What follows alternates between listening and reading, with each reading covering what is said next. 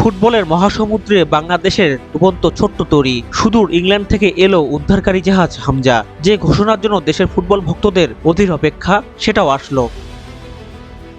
English premier লিগের দল Leicester সিটিতে খেলা হামজা চৌধুরীকে নিয়ে বাফুফে সভাপতির অনেক আশা। বলছেন দলের বাড়তি শক্তি তো বটেই, হামজাকে দেখে অন্যান্য প্রবাসী প্রতিভাবান ফুটবলাররাও অনুপ্রেরণা পাবে লাল সবুজ জার্সিটা গায়ে জড়ানোর। আমাদের since Hamza Chowdhury defensive player, আমাদের ডিফেন্স ম্যানেজমেন্ট অর্গানাইজেশন হবে, বাট দেন ন্যাশনাল টিম তো 11 জন নিয়ে খেলতে হয়।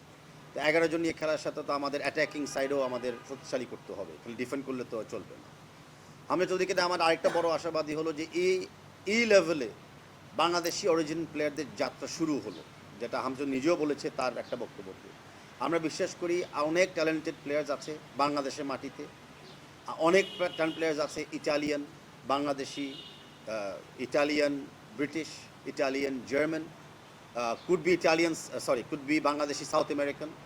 তো সেরকম স্কিলফুল ট্যাক্টফুল প্লেয়ারদেরকে আমি বিশ্বাস করি যে হামজা চৌধুরী ইন্সপায়ার করবে বাংলাদেশের জার্সি পরে খেলার জন্য আর বাংলাদেশের পতাকা হাতে রাখার জন্য। তাবিদ আউয়াল বলছেন ফুটবলে এবার ব্র্যান্ড ভ্যালুর সাথে গ্যালারিতে দর্শকরাও ফিরবেন।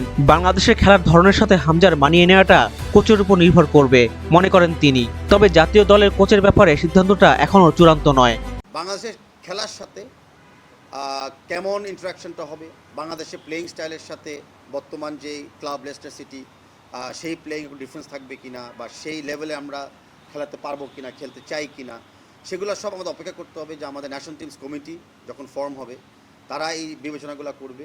অ্যান্ড ফাইনালি আমাদের ন্যাশনাল টিমস হেড কোচ যিনি নিয়োগ হবে আগামী সিজনের জন্য, তার উপরে সবচেয়ে বেশি সিদ্ধান্তটা পড়বে। এশিয়ান কাপ বাছাই পর্ব নিয়েও আলাদা পরিকল্পনা আছে ফুটবল ফেডারেশনের।